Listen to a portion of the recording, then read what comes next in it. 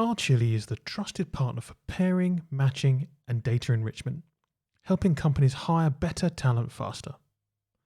RChili help recruiters connect candidates with jobs by enhancing the candidate experience, simplifying the hiring process, reducing hiring costs, and saving time and money. For more information, visit www.rchili.com. What great ideas are so close within your grasp? Seeing other points of view, anticipating change, considering multiple possible turnouts, acknowledging uncertainty, searching for compromise. We're going to talk about how to get over those limiters of innovation so that you can extract better thinking from yourself and your team. So let's talk about how to win the future.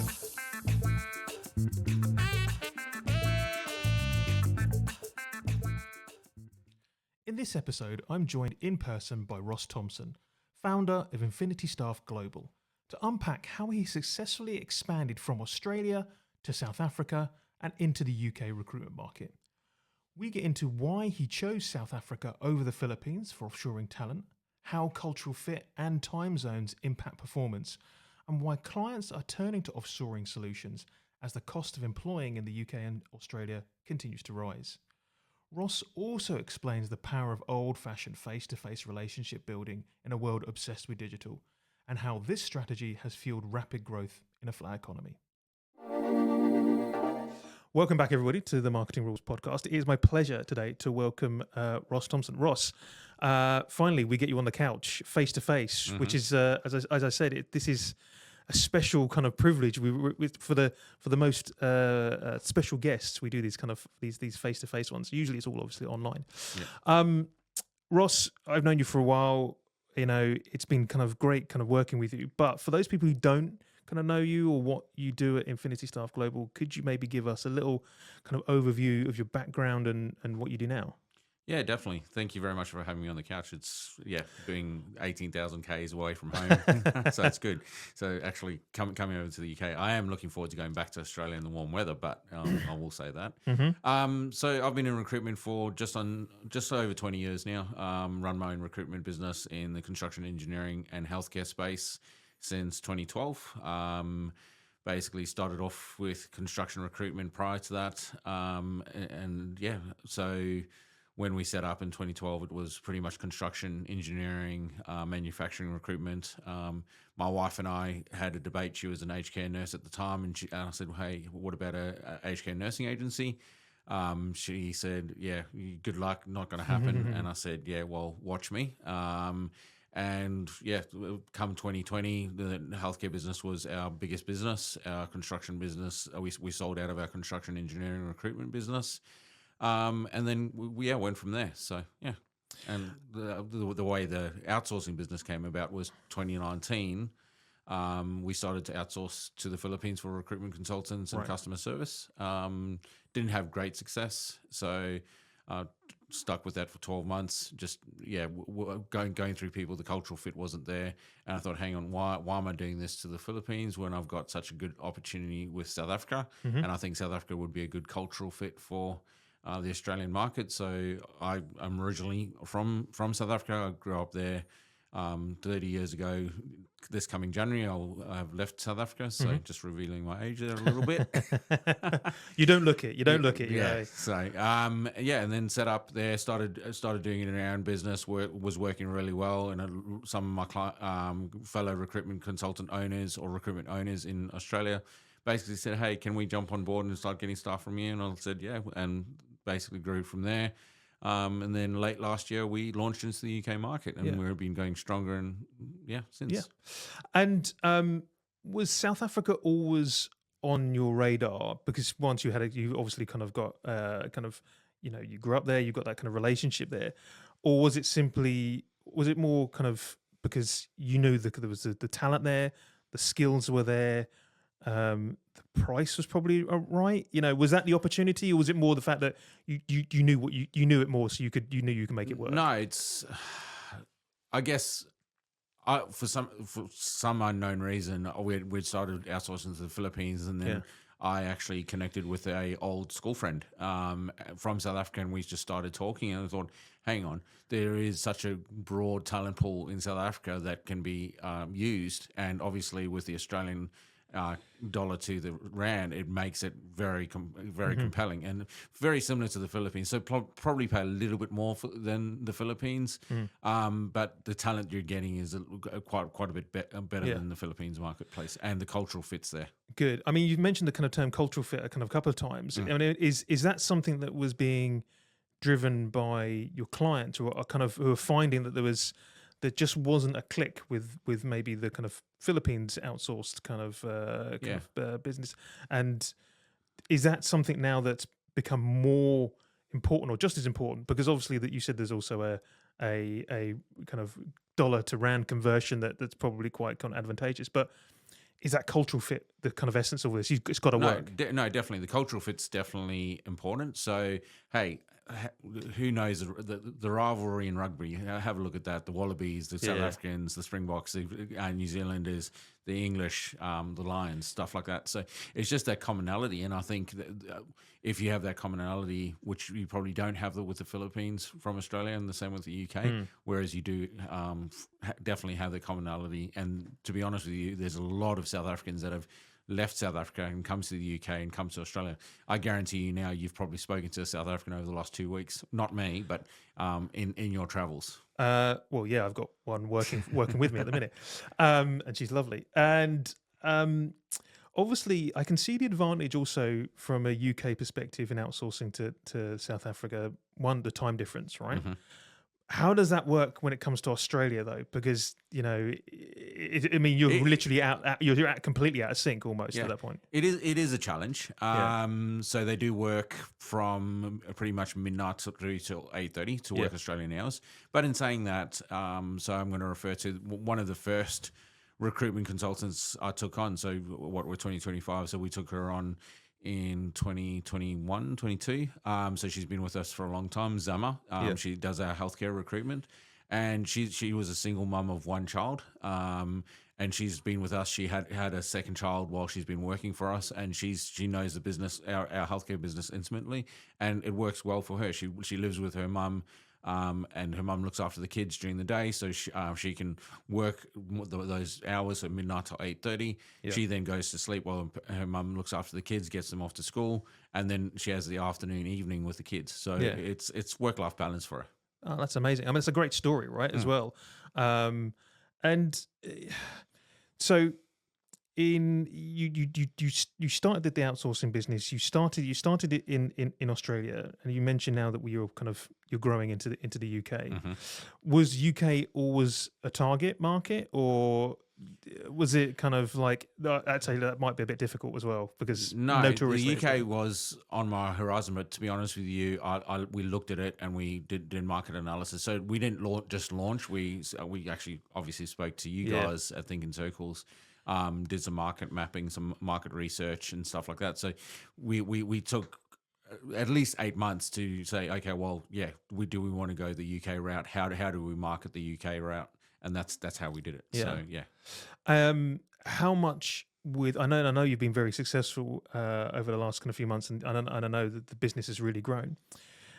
This may be a little controversial, but how much the success of your business has it been down to the fact that the UK economy is slightly struggling at a minute, and it's and it's pretty much kind of flatlined, and the fact that there has been certain elements put in place by the current kind of government which seem to be maybe holding back recruitment and growth, and businesses looking to cut their costs and possibly outsource roles as opposed to kind of employ over here. Has that been? Do you think that's a factor? 100%. So so the UK market and Australian market are very, very similar. Right. So the cost of employing people in Australia has gone up. So we've got superannuation that keeps going up. We've got workers' comp insurance keeps going up, payroll tax, all kinds of things in Australia. Same with you guys with your national insurance. So companies that want to scale or grow, they are looking at offshore solutions, because it is very expensive to employ somebody. And if you're looking at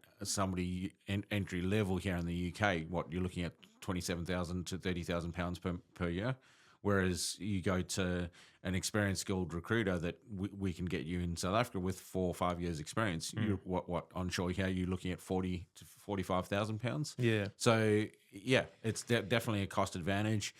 We've got some of our clients that we used to be a one person operation. So he was just working himself. He came to us earlier this year, and he started with one consultant. He's just scaled up to 2 consultants with us, and he's pretty much doubling or tripling the size of his business in the last 8 months. Do you see this as potentially a risk moving forward? Let's assume that the economy gets better at some point in the UK and Europe. Can you see that that some people would start to move away back from kind of outsourcing and offshoring, or is it? Do you think this is here I think to it's stay here to now? stay, and I think it's only going to get bigger. So and have a look at how many outsourcing companies are trying to set up and do South African talent. Sorry, I'm going to call it. Someone trying to do it very poorly and trying to use freelancers out of South Africa, which is a huge risk if you're looking at using freelancers from South Africa. Yeah, good luck. You'll get yourself into some serious trouble. That's I guess our point of difference is we've got a full company set up there. It's a South African company regulated by South African law. We employ people under full-time or part-time employment contracts and stuff like that to make sure that we're doing everything right. And on that kind of potentially issues with continuing to grow it in the UK, do you still see outsourcing businesses that are that are outsourcing from India or from the Philippines? And I know that kind of South America is now kind of possibly kind of area where people. How much do you worry about that, or is that old school and you're the new school in this? No, the market's huge. Yeah. The market is potentially bigger. So if you're going to go like IT back office skill set and stuff like that, maybe India is still the go-to for. And this is where we only specialize in the recruitment industry. I only do recruitment businesses and RecTech, people that are involved in the recruitment industry. Yeah. And I think it's only going to grow. We've already got a skill shortage here in the UK and Australia. So how do you scale business? How do you grow business without the massive overhead of taking somebody on with a salary and then obviously your NI? So but did you still see kind of that there's potential competition from these other places, or is it just because the market's so big, it's not necessarily kind of worth worrying so about? Big. It is big, and again, different skill sets. So if you're looking for like a real back office solution where it's not customer facing, maybe the India or Philippines works. Yeah. Whereas with what we do, it's very customer facing business that use us, and I think there's still a huge potential with it. And from an Infinity Staff Global perspective, once you've cracked the UK, where's after that? What are the other kind of areas of the world that you think? I mean, I'm assuming the States potentially, or anywhere else in Europe that you think is kind of. We have actually got a few European clients coming on board in the Eurozone, and then obviously the US. The US market. Like a lot of UK businesses are trying to set up in the US, and I think partnering with us to give you talent to be able to break into the US market is a good thing to talk about. Yeah. So let's kind of, and is that on your radar? Is that next few years, UK, or is it kind of helping UK businesses scale into the US? Yeah. We do have a couple US clients coming on board with us. Yeah. And what's your opinion of the US market at the minute? Well, yeah. You can be diplomatic. You can be diplomatic. We can be honest. I can plead the fifth, but I think in ways I think the US market is going to grow. With them having a look on the inside, so they're very similar. They've got a skill shortage, and if they're not allowing immigration into the country, recruiters are going to get tougher. But I think the market is going to grow over the US, and there's an opportunity there. So taking that into consideration, what do you think that you have learned breaking into the UK market that can kind of support you and help you break into the US market? I think the biggest learning that I've had is face-to-face, building face-to-face relationships. So getting out here, like I came out for June, pretty much all of June, all of July. I was here and building those relationships and networks. So when I did go back to Australia, I had just meeting after meeting after meeting, and I didn't have to do any outbound because I think people want to engage with people that they can actually deal with face to face, and that's why I think it's so important. That's why I'm here, and I've got a full itinerary while I'm here in the UK. You do come across as the hardest working man in recruitment. You are literally, you're also everywhere. And was that always a kind of a conscious thing that, to break into this market, you've just got to be on the ground? Is that what the researcher told you? This is always going to be the plan, right? I'm going to be on the ground, face to face, on the ground, and working with partnerships. So being visible, making sure that we're maximising our partnership with TRN team and REC, as well as attending the curry clubs. So I've had a number of curries already while being here, and there's a few more curries before I head back to Australia. You must be fed up a curry at this one, right? You're at every single curry club. I think I'm becoming a curry connoisseur. And so thinking about that, what's next for the UK market? Are you still kind of interested in just those kind of front facing, client facing roles?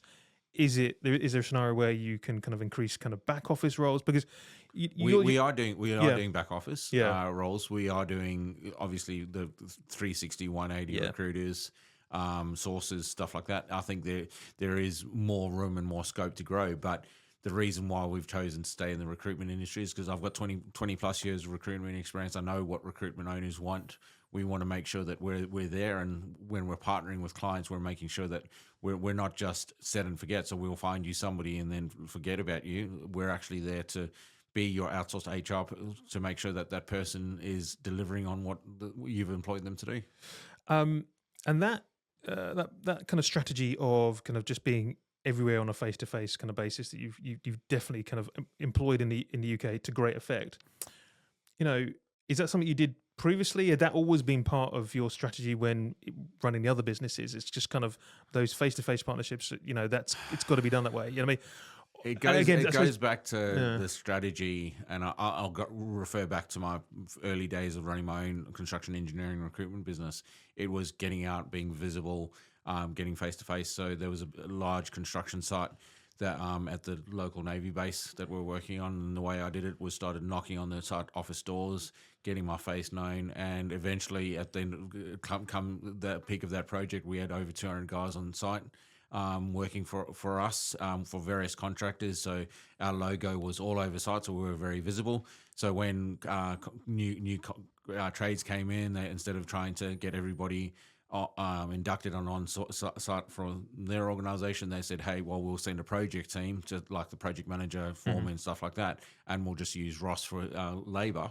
And it worked well. So we had those labourers and trades guys go from one contractor to another contractor, and it worked really well. And reason for that is we were face to face in the beginning. Let's kind of shift and think about. We talked a little bit about what the future holds. But maybe we kind of take a bit more of a kind of I hate the term, but helicopter view, right? From not just kind of outsourcing, but what does the future look like from a recruitment perspective? And I'm going to challenge you not to say outsourcing during this, but I guess that's going to be part of it. But everything you've kind of experienced over the last kind of few months, being on the ground in the UK, where do you think this is all kind of heading? Right? Is this are we going to carry on bubbling along the bottom? Is recruitment still going to kind of become pretty stale? Is it going to get worse? Can you see it kind of better, getting better? I mean, you're at the coalface of this almost on a daily basis, talking to recruiters and people within the space. So you must, and in those networks, you're members also. Some people are saying to me that the market's definitely changing. Market's definitely getting green shoots, and some people haven't been busier. Some people are still. I think it really does come down to the individual and what market segment you're doing. So I guess, do you see any changes in the recruiters and the segments of those recruiters that you're working with? There's definitely positivity coming out. Yeah, there's more like they want to scale. They want to grow their business. How do they grow their business without growing overhead? That's why they're saying, okay, well, we will need to scale. And that's why we go the outsource route, because I don't have to invest £40,000 for a salary. So sorry to go down the outsource route. That's what people are saying to us. And is there any specific sectors that you're seeing these kind of green shoots over other sectors? Construction's definitely getting there. Engineering, but even IT and healthcare is obviously one. But I guess it's across industry. Yeah. We're kind of going to divert. One of the kind of last questions before we're going to talk about kind of the advice you might kind of give to people. But last question, and I always loathe talking about kind of technology, so to a certain extent, but things like kind of AI, right? There is tons going on in our space now around technology and the potential issues and challenges and excitement around artificial intelligence, and that starting to possibly encroach into doing more of the recruitment process, right? Is that a concern for you? Because is there a possibility that some of the work that you're being outsourced and asked to outsource, is there a chance that AI is going to encroach on some of that kind of work, or where do you sit on that? Well, where I sit on it is AI as a tool. AI is never going to replace every single recruiter in this world. It's not going to happen, because I don't think AI can assess personality. Yeah. And I don't think we can trust AI to say, okay, well, hey, James, I've got an engineering role in my office, working in my office 5 days a week. I'm going to just trust AI to recruit a person for that. The AI is not going to be able to assess personality, cultural fit, compatibility with your team. Like, you're just opening yourself up to things. So I think that there's still going to have to be that personal element in the recruitment process. And recruiters who use and embrace AI as a tool are going to succeed. If they're not, you're going to have your poorer recruiters who don't use AI that probably will leave the industry because of AI. Last but one question, which is is slightly kind of self-satisfying for myself. With regards to things like recruitment marketing and the marketing that you've kind of done, how has that been able to support your growth in the UK? How was that has that been effective? Has it been as effective as you wanted it to be? Where does that sit in kind of the success or not so of you guys in the UK? You and Chris have been great. So to be honest with you, it would have been really hard trying to navigate around the UK market without your guys' guidance. So trying to work out strategy, trying to work out the overall, like the higher level than the mid-level. So I think I keep Chris very busy at the moment. So yeah. I think you do. But we're very grateful for it.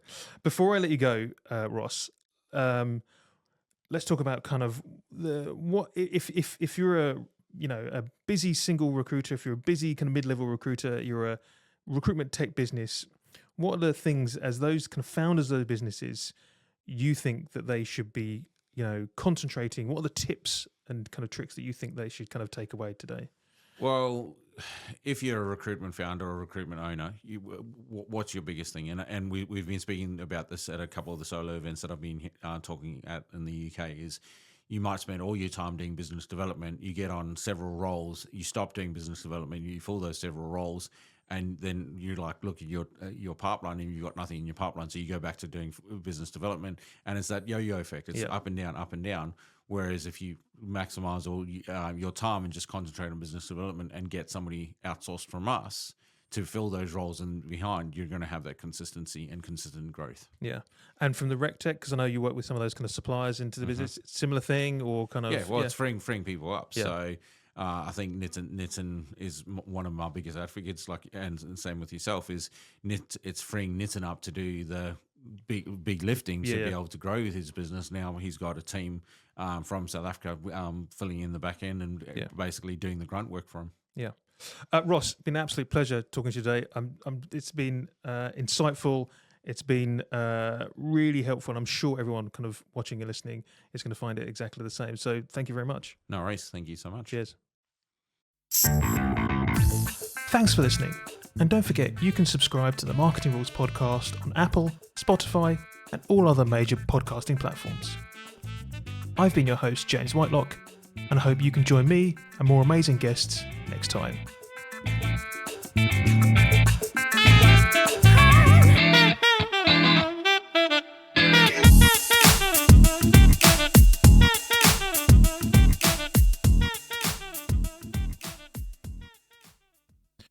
The Marketing Rules podcast is a Think in Circles production.